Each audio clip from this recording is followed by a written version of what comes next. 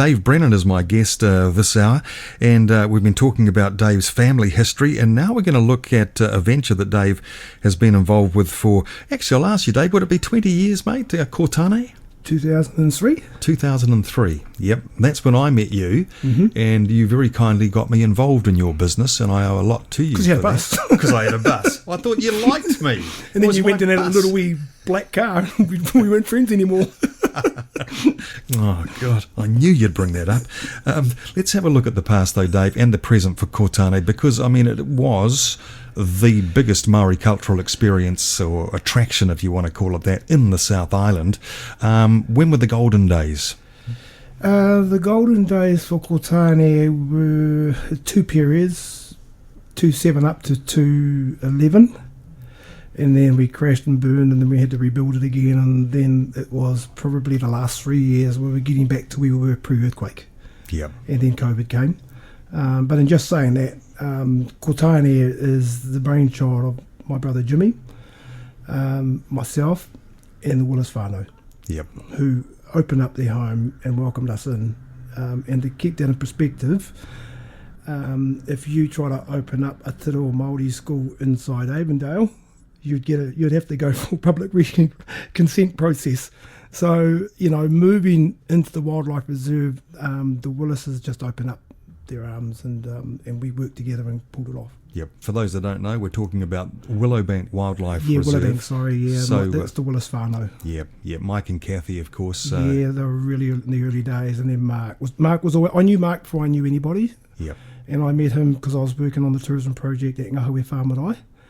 And when I first met him, I kind of clinged to him because he was the kind of person that I could relate to. He was an awesome guy too, but very empowering. Yep. Very empowering sort of a person. A lot of people may not realise just how successful Kortane was. I remember on any given night, back in those glory days, when tourism was so strong in Christchurch from 2003 up to the earthquakes, you could have 200 people out there a night. 99% of them would have been foreign tourists. Yeah, and that's probably was we didn't know that, but we know that now. That was our biggest mistake, and every other single Māori tourism's mistake since then. We went straight into the international market because that's where the money was. That's where the economy was for us. That's where we could sustain ourselves. We never ever looked at the local market because we just assumed they didn't want to come. And we were wrong. And COVID's going to prove that. So now we have to work out, okay, let's see how we've got to change our messaging. We've got to change the way we, it's a business. Yep. So this brings us to the present. Yep. And so what's happening with Kortane now? So Kortane is still, this new word called hibernation, it's closed. Simple as that, it's closed. Yeah, let's cut to the chase. Yeah, it opens and it closes, and it opens right now for schools, corporate groups, education packs, and when we have, other groups that want to come in and experience the show. So it's open part-time basically, but then we've been working on our other product in town. Right, let's look at that one. This is the exciting new product, Dave. Well, it's kind of new. It's you're bringing back the waka. Tell us about, first and foremost, what is a waka and what is it so important to Māori? Okay, so the word waka is used quite flamboyantly today in terms of a waka rirarangi or waka, motor car or whatever you want to call it.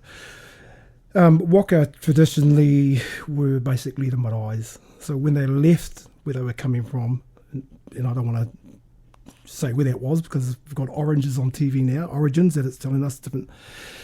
But that was their marae.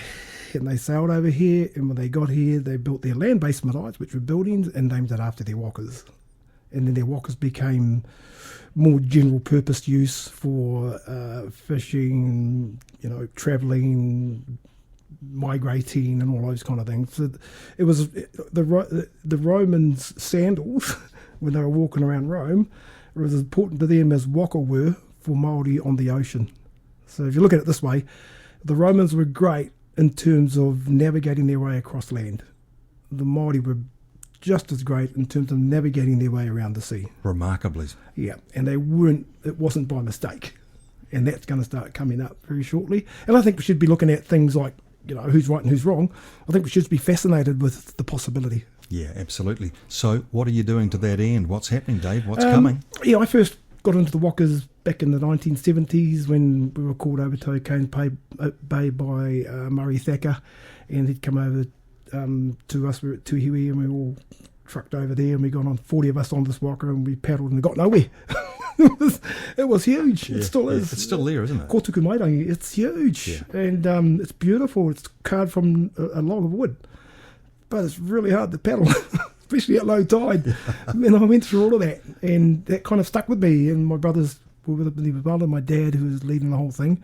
So it kind of stuck. And then before we went into the earthquake, my brother Jimmy said, "Hey, I'd like to do a bit of waka." So we started this idea spontaneously without any real plan, and then we got it going, and you were bringing people out to us, and we started a great package of wakas then going over to Kota, and everything was looking well, and we were printing money. Yeah, it was and then good. the earthquake came. Yeah, and then the great earthquake came, and that was it.